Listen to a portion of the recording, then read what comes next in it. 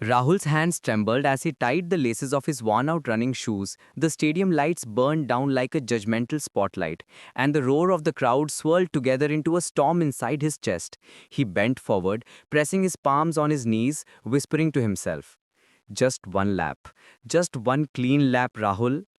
The starter's pistol hadn't even fired yet, but his heart was already sprinting faster than his legs ever could.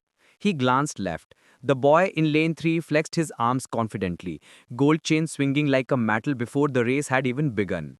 To his right, lane 5, a lean athlete closed his eyes in deep calm, the kind of calm Rahul had never known in his life. He felt out of place, like a borrowed book in the wrong library. The whistle blew for the runners to get ready. Rahul crouched down, his hands gripping the red track. The texture under his fingertips reminded him of the rough concrete floor of his father's small tailoring shop back in the village. His father's voice echoed in his mind.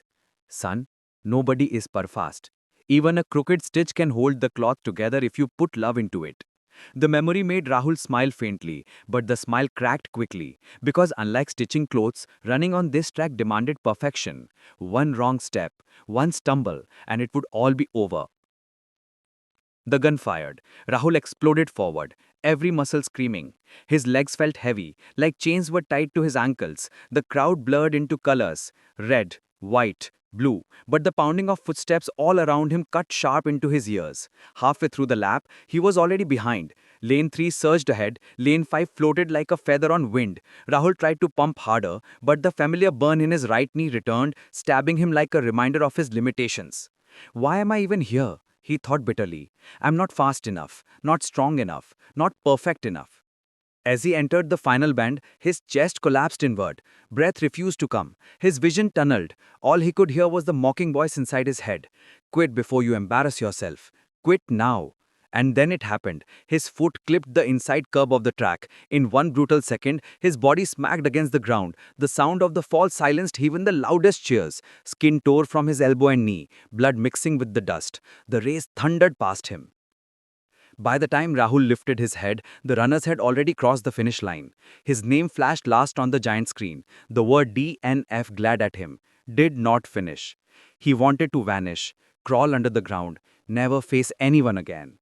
Later that night, Rahul sat alone on a park bench just outside the stadium. The wound on his knee burned, but the wound in his chest ached worse. He replayed the fall again and again, each time feeling smaller. He pulled out his phone and scrolled through messages from friends back home. "We are rooting for you, Rahul. Win this for us, Rahul." He couldn't reply. How could he tell them that he had failed again? He leaned his head back and stared at the sky. A straight tear rolled down his cheek. "Maybe Papa was wrong," he whispered. "Maybe crooked stitches don't hold anything together." That's when a soft voice broke through the silence. "You ran with a lot of heart today." Rahul startled. An old man with silver hair and a walking stick stood near the bench, smiling kindly. His clothes were simple, almost shabby, but his eyes carried a strange warmth. I fell," Rahul muttered, embarrassed. The old man chuckled. "Yes, you fell, but I saw you try to get back up, even when you were hurting. That is running with heart." Rahul looked away. "What's the point of heart if it never wins medals?" The man sat beside him, leaning heavily on his stick. "Do you know what they call the man who came last in the Olympics marathon in 1968? Rahul shook his head. "John Stephen Akhwari. He injured his leg but kept running, limping, bleeding. Hours after the winner had finished, he crossed the line. The stadium was almost empty, but when they asked why he hadn't quit, he said, 'My country did not send me 5,000 miles to start the race. They sent me to finish it.'" Rahul's throat tightened. He had heard of champions, but never of this man who finished last. The old man leaned closer. "Son, nobody is perfect. Even a crooked stitch can hold the cloth together. But did you know that your crooked race held something too? Your courage." Rahul blinked rapidly, trying to push away the tears. He wanted to believe those words, but doubt clawed at him. "But I didn't finish." The man tapped the stick on the ground. "Then finish now. Not the race on the track, the race in your heart. Stand up. Promise yourself you won't stop running, no matter how many times you fall. That is finishing." Before Rahul could reply, the man rose slowly, patted his shoulder, and walked into the darkness, his figure melting into the night. The next morning, Rahul returned to the track. His wounds were raw, his body sore, but he laced up his shoes anyway. The stadium was empty now, only pigeons perched on the railings. He walked to the starting line, crouched down, and whispered, "For you, Papa, for you, old man." Then he ran. No stopwatch, no cheering crowd, no medal waiting at the end. Just Rahul, his breath ragged, his knee throbbing, his steps uneven, but he kept moving. Every time his mind screamed quit, he remembered the words, "Nobody is perfast." He finished one lap, then another, and another. By the time he collapsed on the ground, sweat drenching his shirt, he was smiling through the exhaustion.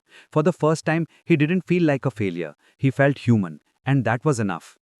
Months passed. Rahul kept training, not for perfection, but for persistence. He stumbled many times, but each stumble became lighter, easier to recover from. His father's tailoring shop struggled, yet every evening his father called and said, "How many stitches did you run today, son?" And Rahul laughed and replied with the number of laps. Finally, another chance came, a regional meet. The crowd was smaller, the stakes lower, but Rahul's heart pounded the same. When the gun fired, he surged forward. Not flawless, not fastest, but steady. His knee hurt midway, yet he whispered, "Finish, no matter what." This time, he crossed the line. Not first, not even in the top three, but he finished. The board displayed his time, and though it wasn't record-breaking, Rahul's heart swelled with victory. As he bent down, gasping for breath, he thought of the old man. He never saw him again. Sometimes Rahul wondered if he had been real or just a dream, but the words lived on. Nobody is perfect, but everybody can finish.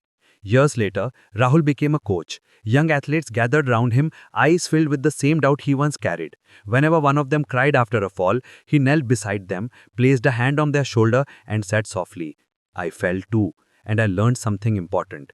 Perfection isn't the goal. Heart is. Finish with heart, no matter what. That's what makes you a runner." And in that moment, Rahul realized something. He had become the old man he once met on the bench, passing on the crooked stitch that still hold life together. Because nobody is perfect, and that truth, imperfect as it was, made all the difference.